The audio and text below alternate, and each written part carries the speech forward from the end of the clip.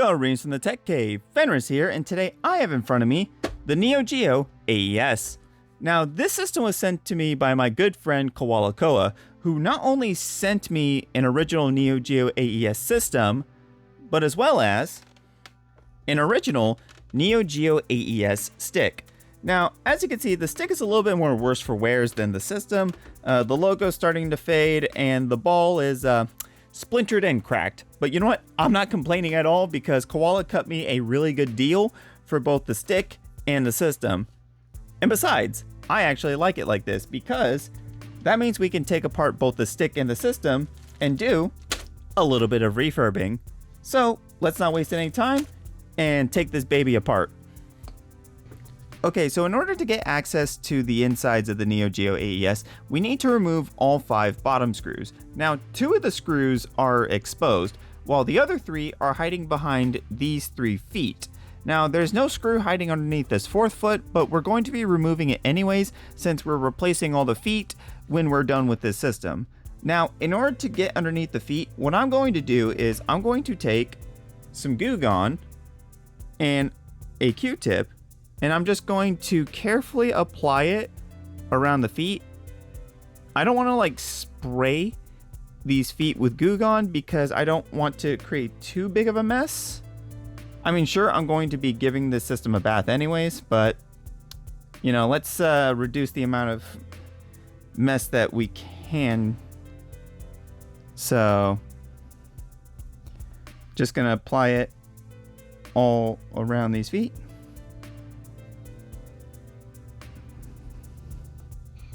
And sure, let's just apply it all on top. And we're just going to let that sit for a few minutes. And when it's done, we're going to be removing them with a plastic spudger. So be back in a moment. All right, so this has been sitting for about 20 minutes. So we're just going to come in with the spudger and see how we're doing. Yeah, it's not really coming up smoothly. But, oh well. We're going to be replacing these feet anyway, so it doesn't really matter.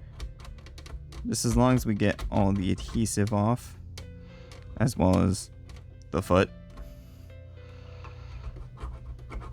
Now, if you wanted to preserve these feet, what you can do is you could also apply some hot air on the feet and then lift them up that way. But my feet are a little rotted, so I actually hit the screw hole.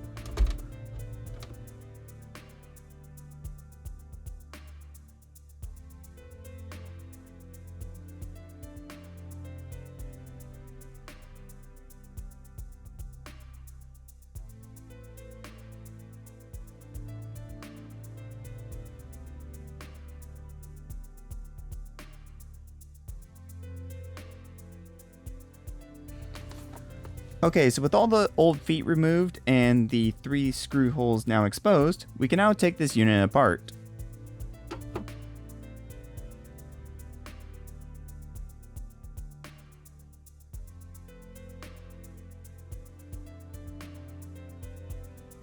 Alright, with all the bottom screws removed, the top should just lift off.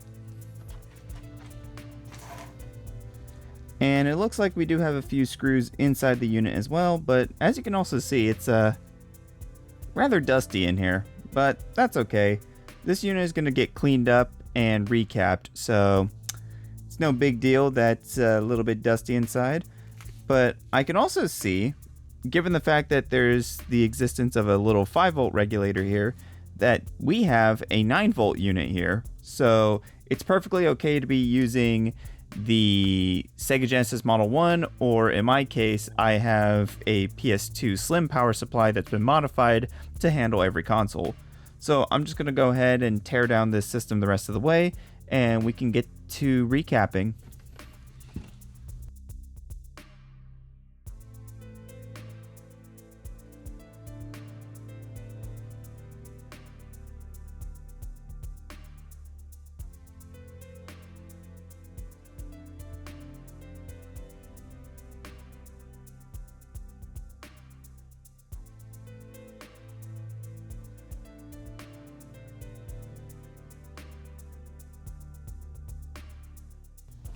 Okay, that was a bit tricky to get out. Now, you may have seen that I was struggling a little bit to get the main board out of the bottom shell. And the reason why is because it was getting caught along this bottom edge here. And when it comes to disassembling the Neo Geo AES, you need to be very careful when removing parts or flexing the shell here. The reason why is because these shells are very, very brittle. So it is really easy to crack or break them if you're too aggressive. So just take your time, go easy, and you will get everything out eventually, just as long as you also get the screws out too. So we got the main board out of the bottom shell. Now we're going to completely disassemble the top shell as well as the stick. So let's get to that.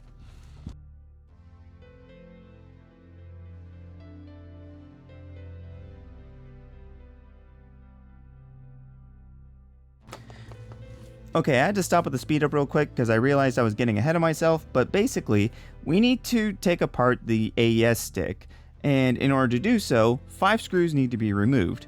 Now, as you can see, 2 of my screws are already exposed because this unit was already missing feet.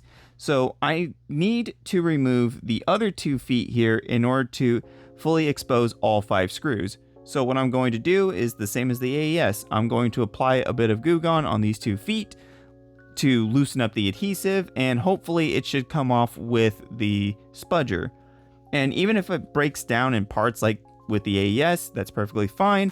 The replacement feet that I have will fit both the AES and the AES stick. So without further delay, let's get to removing.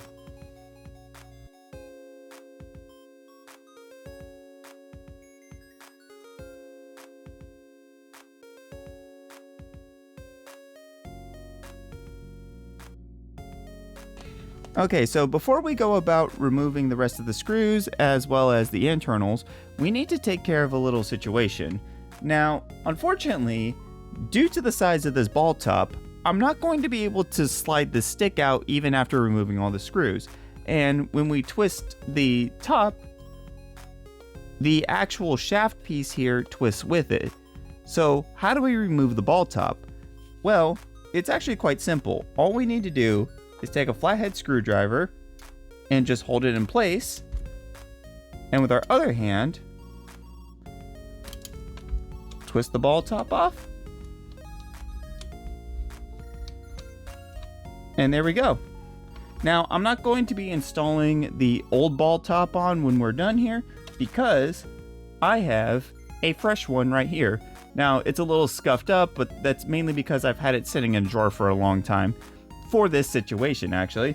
So now that we got the ball top removed, we can now remove the rest of the screws and break down the stick further.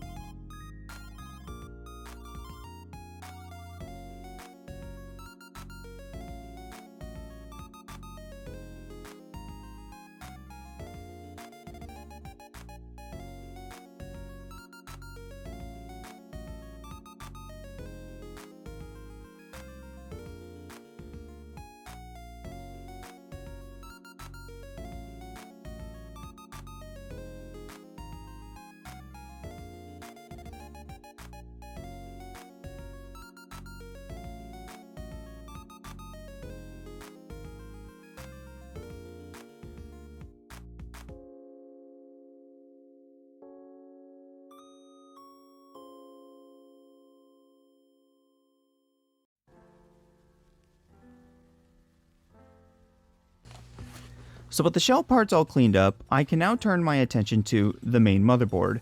Now it's worth noting, I will not be performing any sort of UniBIOS or RGB bypass to this system. And the reason why is, when it comes to collecting systems, I like to have two different variants of the same hardware, that being stock and modified. So until I get my hands on another Neo Geo AES with the purpose of modification, I will be using this unit as my stock unit. So with that being said, what we are going to do is we're going to clean up the motherboard as well as install a fresh cap kit to it. So without further delay, let's get this board ready for a cap kit. So first order of business is we need to remove some hot glue that is holding down a few of the capacitors. Now the hot glue spots are located right here close to the audio jack,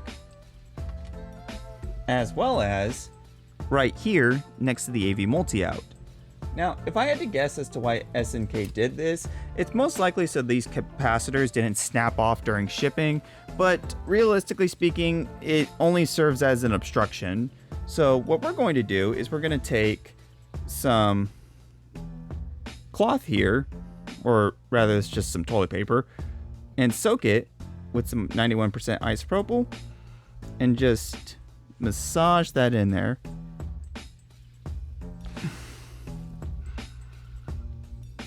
And the reason why we do this is because isopropyl actually breaks down the bond that hot glue has to the PCB, making it much easier to break off without snapping any components.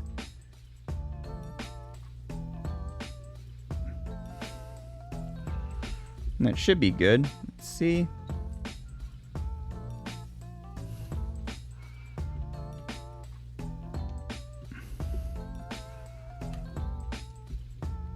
Looks like it's free from the capacitor, but yeah, that hot glue is really holding on. Oh, nope, it's coming up, coming up. Coming off in chunks, but it's coming up. There it goes. All right, we got that hot glue off. Now let's bring it over here with the same toilet paper. Just rub it on. Yes, you can use paper towels. It's just that I didn't have any paper towels at the moment, so I had to make do with toilet paper.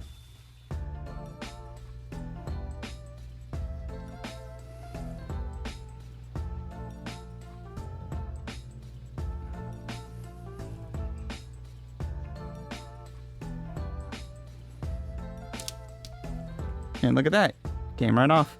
So now that we got the hot glue off, we can now begin with the recap. Okay, so due to the sheer size of this board, we are going to need to do some extra work in order to make things a little easier for the recapping process. So what we're going to do is we're going to mark the underside of this board with a Sharpie. More specifically, we're going to be marking the solder points for each of these capacitors, so that way we have a visual guide for when we come in with some flux and some solder to tin them up and then desolder them. So let me show you what I mean. So for an example, we have this little cluster of capacitors right by the AV multi-out, right? Well, if we were to flip over the board, we will see that they correlate with these 8 solder points right here. So what we're going to do is we're going to take our Sharpie and just mark those solder points.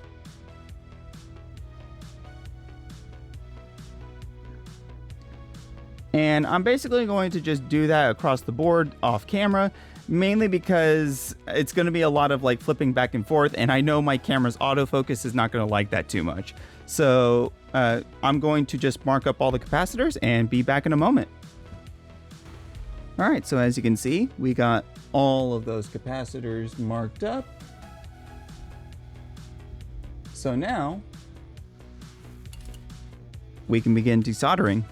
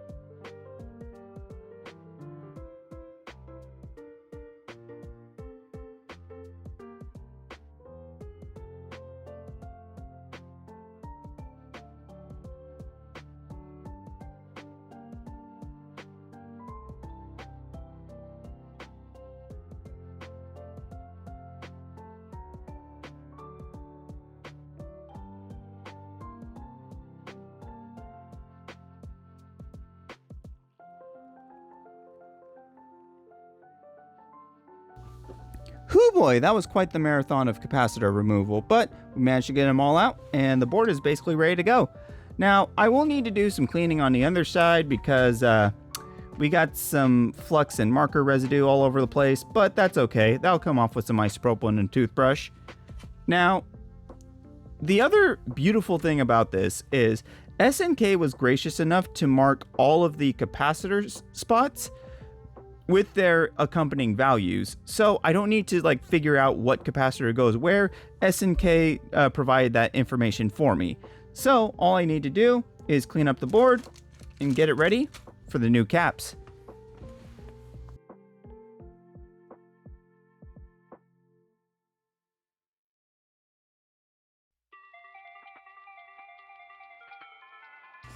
And of course, let's clean the top side just to get all the dust off of the board.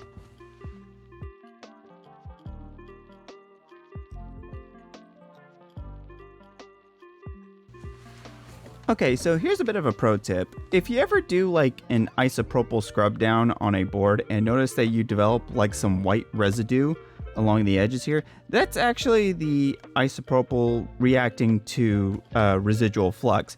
And what I find to be the easiest way to get rid of this residue is to take a dry toothbrush and just scrub it out.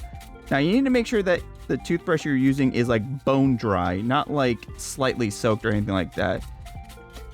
But as you can see, with enough elbow grease, that white residue just comes off. So this works as well in between like IC legs and whatnot, but if you're going to be doing in between IC legs, let's use E0 here for example, you want to make sure that you go along the grain. Don't go against the grain because you do run the risk of pulling a pin. Just go along the grain in order to clean it up. So I'm going to go over this board one more time with the dry toothbrush just to make sure to get all that residue off, and then we can begin adding the new caps. So before we move on with recapping the system, there's just one more thing that I want to tackle, and that is I would like to clean all the mechanical parts of the Neo Geo, that being your reset switch, your power switch, the 2 controller ports, the volume slider, the audio jack, the cartridge slot, the AV multi-out, as well as the DC barrel jack. So in terms of like the 2 switches, the reset and power switch, as well as the volume slider, what I'm going to do is I'm going to apply some 91% isopropyl directly on them. You can also use electrical contact cleaner. This is just what I have on me at the time. And the way it works is you just apply a little bit on these switches and you just actuate them in order to work the isopropyl into them. Now, as far as like the controller ports, the audio jack, as well as the AV multi-out and DC barrel jack, I'm going to be using 91% isopropyl, and this is a pipe cleaner. Now you can find these in most arts and crafts stores. These work great for getting into spots that your toothbrush can't reach. And finally, for the cartridge slot, we're going to be using something like this.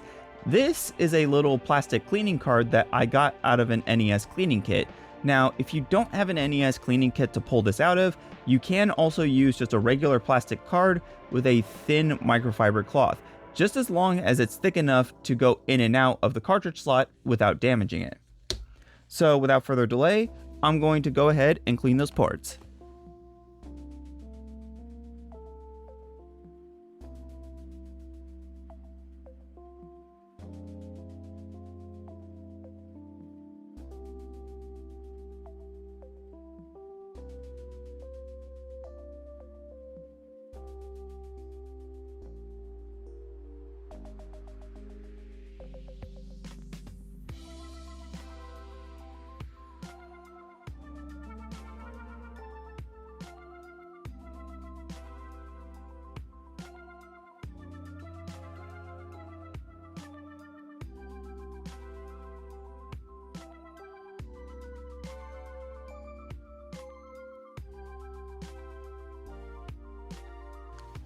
Okay, and with that, the board is fully clean, so let's get to recapping.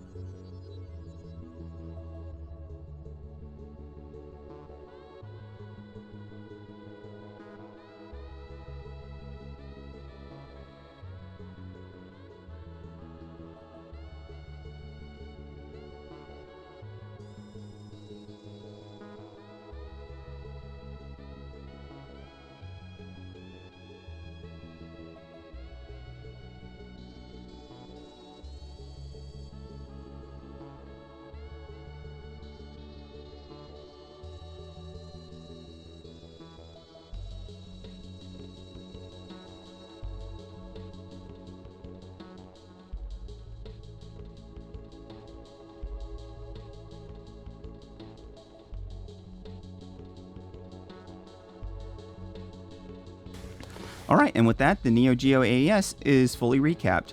Now, I do apologize for the rather poor craftsmanship when working on this system. It's just really difficult to work on a board of this size while filming at the same time.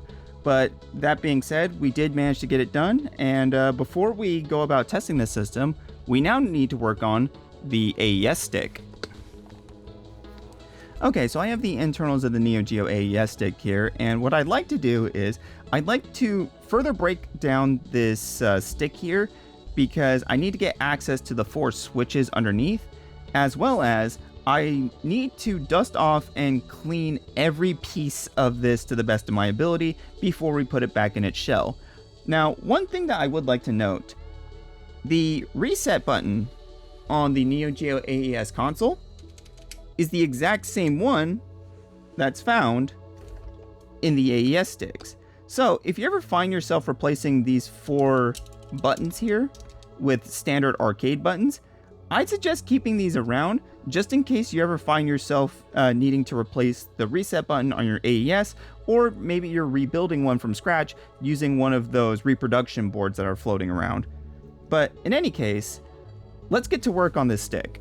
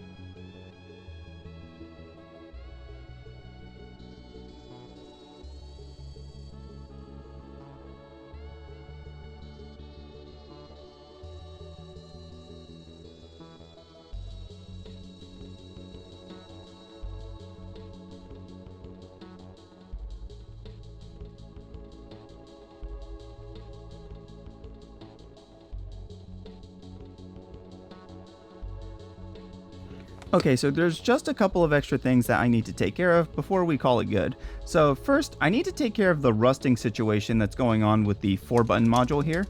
And to do that, we're going to simply be using some iron free. Now, as for the stick module here, because what I just scrubbed off was old lubricant, I'm going to be applying some of this. This is Shin-Etsu silicone grease, and this is my favorite type of lubricant to use when it comes to plastic on plastic mechanical parts. So the way we're going to apply it, because it's applied underneath this little disc piece here, so I'm going to apply just a little bit to the pointy end of my spudger, and we're going to just carefully work some of that in there.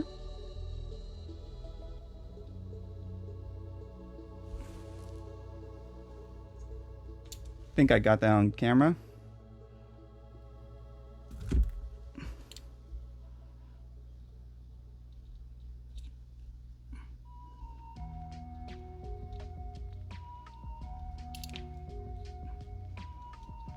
It's a little difficult to get underneath the disc here. But the way I do it is I press up on the stick part, so that way I can get access to underneath the disc.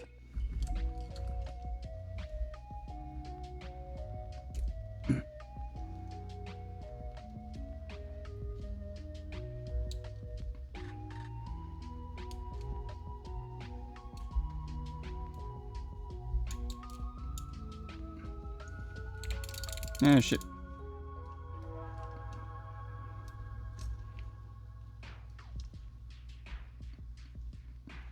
Just a little bit more.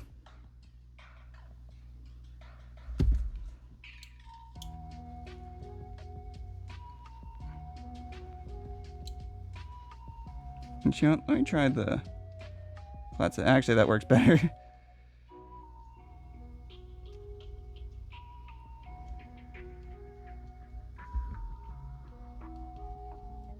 All right.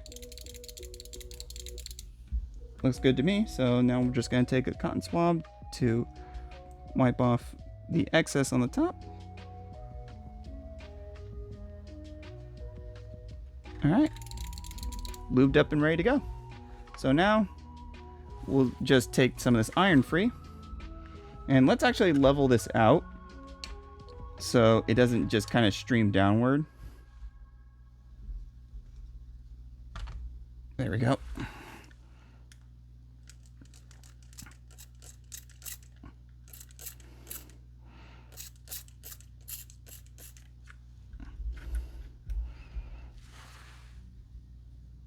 You don't want to touch this stuff with your fingers, because it can be pretty nasty. Nope.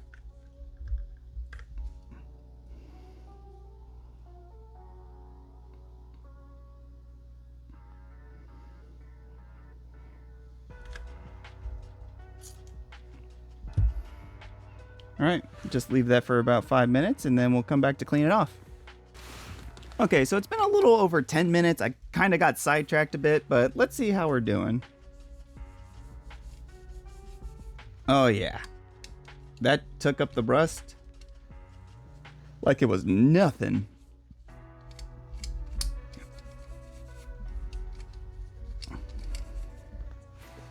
All right, let me just give this another isopropyl shower. Let me get a different toothbrush.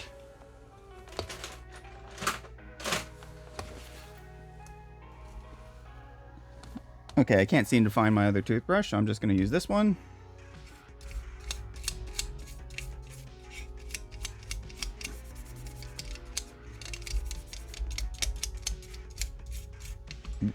All right. Should be good to go. So now we can work on reassembly.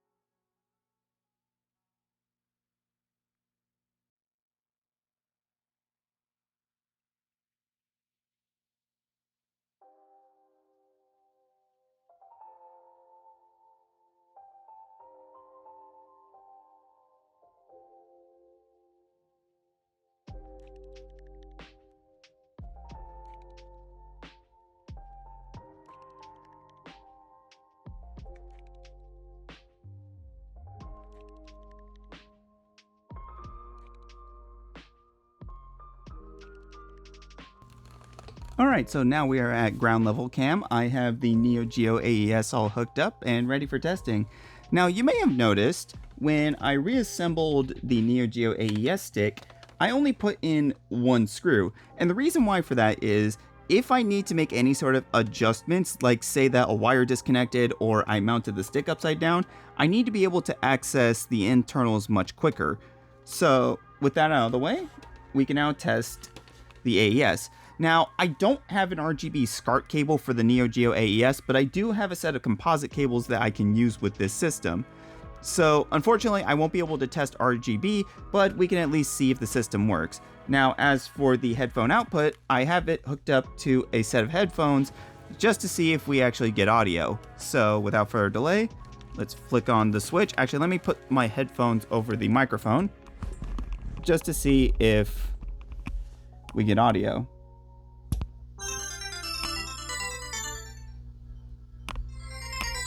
Yep, headphone audio works.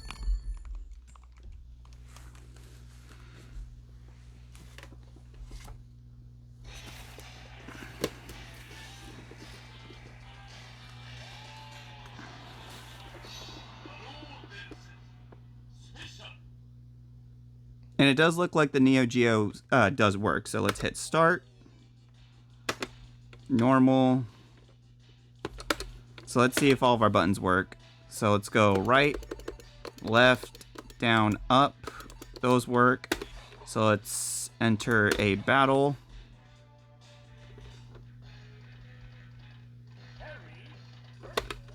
So let's test all of our buttons. A, B, C, D. Yep. Select button works. So yeah, looks like our Neo Geo is working as well as our controller. So let's turn that off. So yeah, now that we've confirmed that the hardware is working, all we need to do now is reassemble. Actually, before we reassemble the AES, let's finish reassembling the AES stick here. And the first thing I'm going to do is put back the feet. And the reason why is I'm using a different type of feet. These are ringed feet for the Neo Geo AES. So basically, I don't have to remove these in order to get access to the screws now.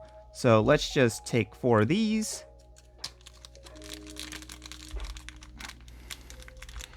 Get them out of the bag. And we're going to just install these before putting in the screws. All right, and as you can see, it forms a perfect ring around the screw hole.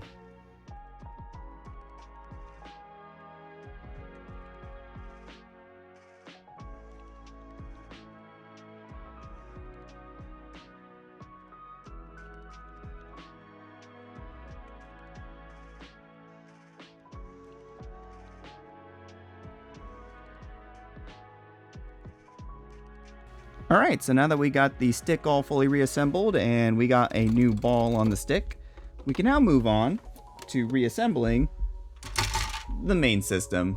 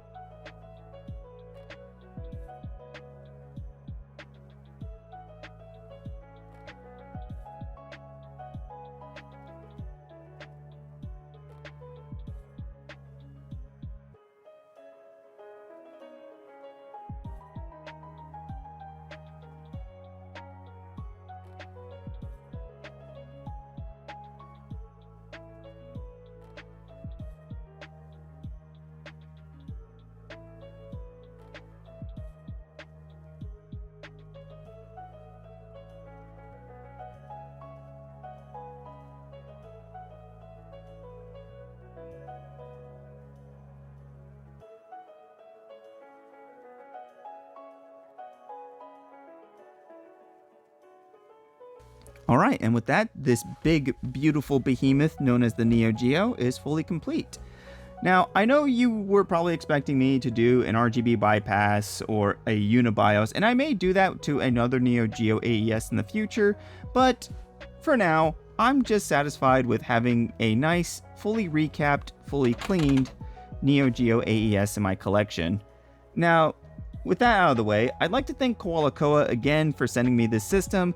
It's been a blast to have this in my collection, and even bigger to, get it all cleaned up and ready to go. And I'd also like to thank Borderline OCD for the idea of using pipe cleaners to clean the deeper ports. It really does make a huge difference. And lastly, I'd like to thank you for watching. If you liked what you saw, feel free to like, comment, and subscribe. And as always, until the blue moon rises, I'll see you next time.